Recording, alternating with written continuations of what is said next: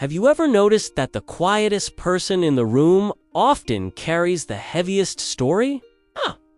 Look around a bustling classroom, the sound of chatter and laughter filling the air. Then, notice the one student sitting silently near the back, almost blending into the background. This is a story about one of them.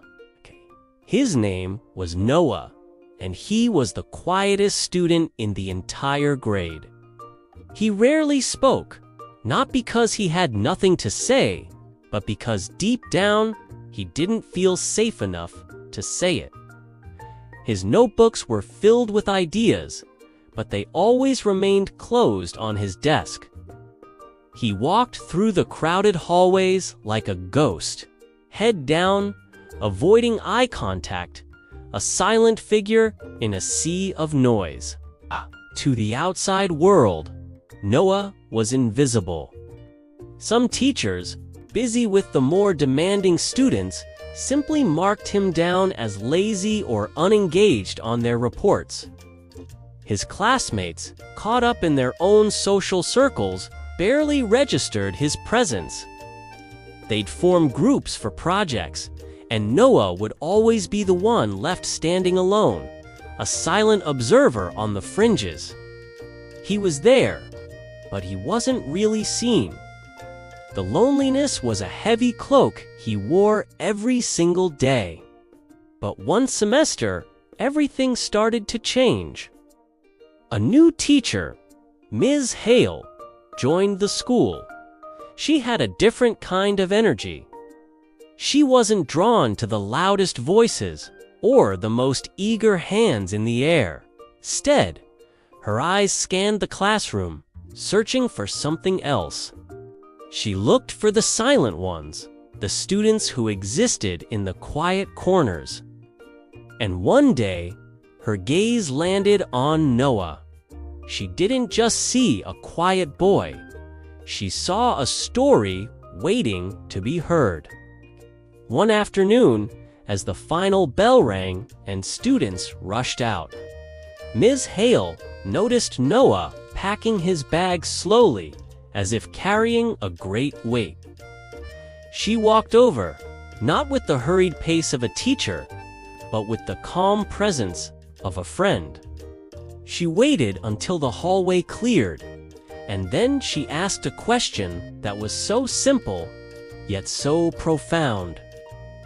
She spoke softly, her voice barely a whisper. "Are you okay? Or are you just surviving?" For the first time in years, Noah looked up, his eyes wide with surprise. No one had ever asked him that before. He was so taken aback by the genuine kindness in her voice that he couldn't speak, but for the first time, he felt seen. That simple question unlocked the door to Noah's world.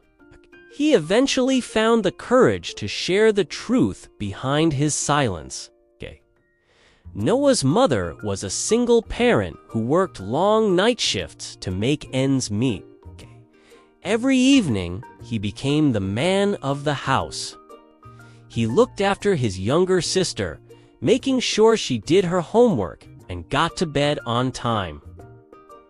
He cooked their simple dinners, cleaned the small apartment, and only when the house was finally quiet.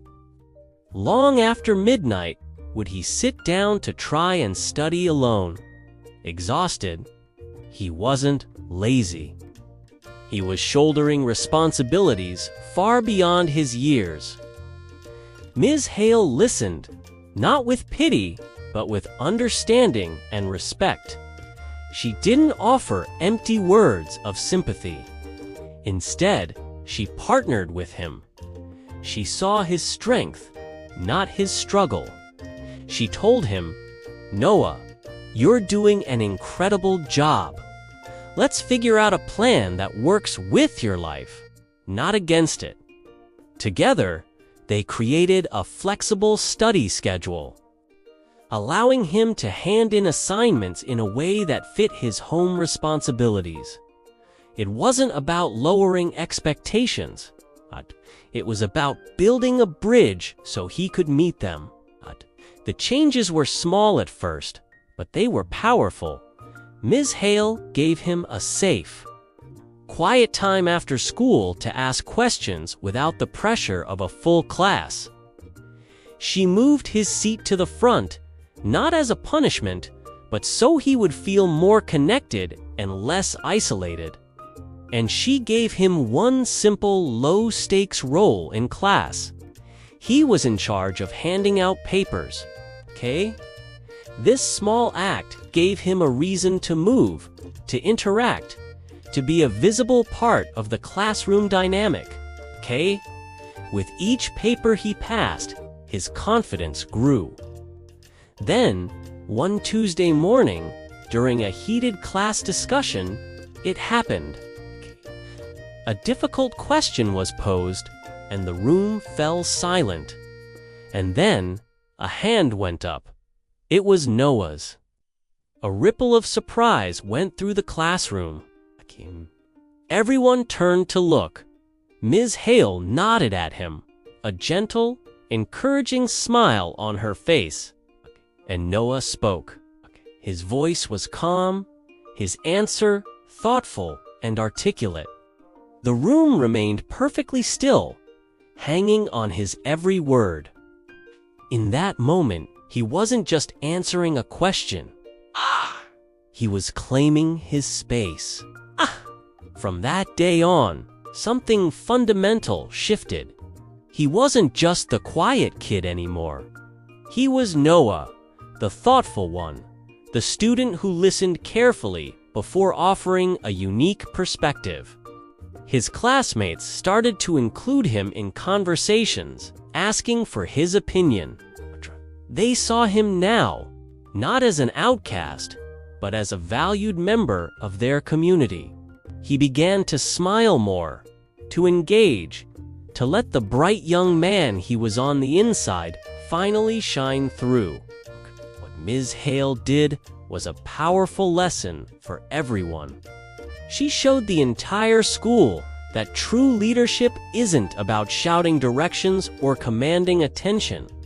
It's about seeing the people who feel unseen. It's about listening to the silence and understanding its language. She didn't just teach a subject, she taught compassion. As Noah graduated, he and Ms. Hale exchanged a look of deep, unspoken gratitude. He knew, and she knew, that she hadn't just been his teacher. She had been his champion. Sometimes, all it takes is one person. One kind adult who chooses to see beyond the surface can become a student's entire turning point. It reminds us all to look a little closer at the quiet ones around us.